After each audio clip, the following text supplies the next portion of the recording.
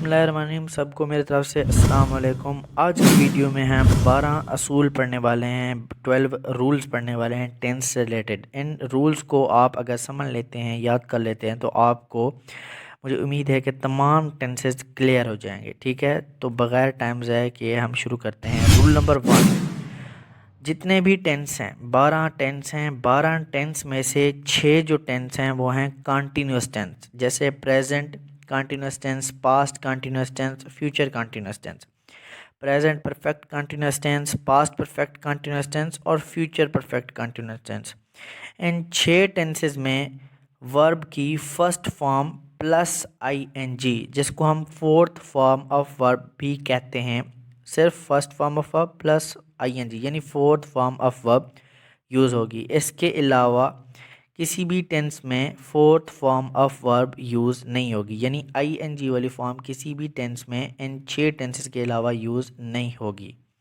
Rule number 2, past and definite tense ही वो वाहिद टेंस है जिसमें सेकंड फॉर्म ऑफ वर्ब यानी वर्ब की सेकंड फॉर्म इस्तेमाल होगी, वो भी सिर्फ पॉजिटिव सेंटेंस में, जबकि नेगेटिव और इंटरोगेटिव सेंटेंस में भी फर्स्ट फॉर्म हम यूज़ करेंगे पास्ट एंड डेफिनेट टेंस में।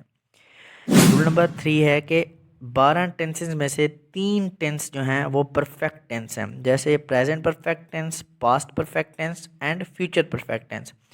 इन 3 टेंसेस में थर्ड फॉर्म ऑफ वर्ब की थर्ड फॉर्म इस्तेमाल होगी। इसके अलावा वर्ब की थर्ड फॉर्म किसी भी टेंस में इस्तेमाल नहीं होगी।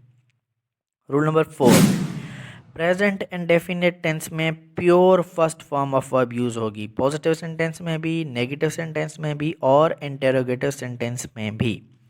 Rule number 5, present and definite tense में डू और डज का इस्तेमाल होगा। ठीक है, प्रेजेंट इंडेफिनिट ही वो वह टेंस है जिसमें डू और डज का इस्तेमाल किया जाता है। रूल नंबर 6 है, डज का इस्तेमाल हम ही, शी, इट और सिंगुलर नाउन के साथ करेंगे, वो भी सिर्फ नेगेटिव और इंटेरोगेटिव सेंटेंस में। ठीक है। रूल नंबर 7, डू का इस्तेमाल हम I, we, you, they plural noun के साथ इस्तेमाल करेंगे, वो भी सिर्फ नेगेटिव और इंटेरोगेटिव सेंटेंस में, और वो भी सिर्फ प्रेजेंट एंड डेफिनेट टेंस में। इसके अलावा हम डू का इस्तेमाल किसी भी टेंस में नहीं करेंगे।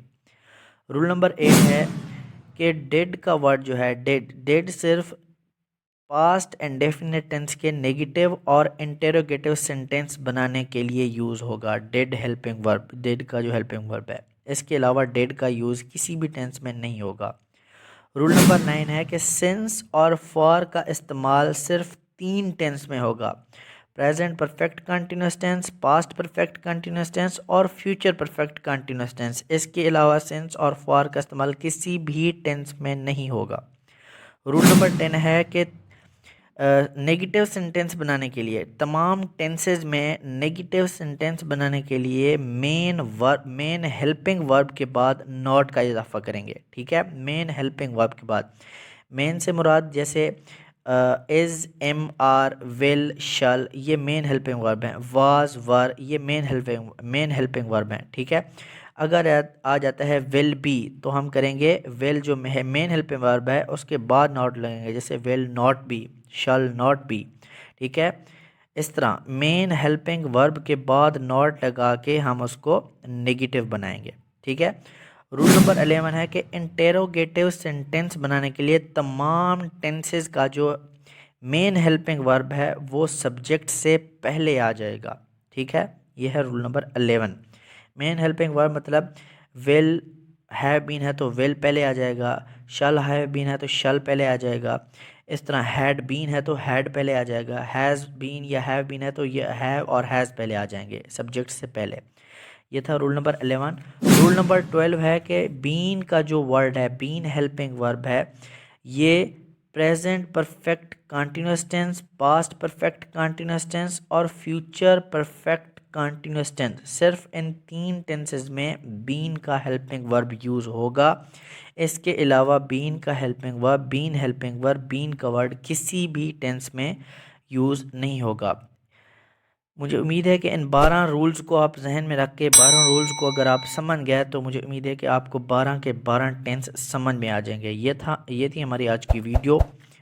आखिर में मेरी तमाम लोगों से रिक्वेस्ट है कि मेरे चैनल को सब्सक्राइब करें, लाइक्स करें, कमेंट्स करें, और किसी भी किस्म का इशू है तो आप कमेंट सेक्शन में पूछ सकते हैं। Thank you so much all.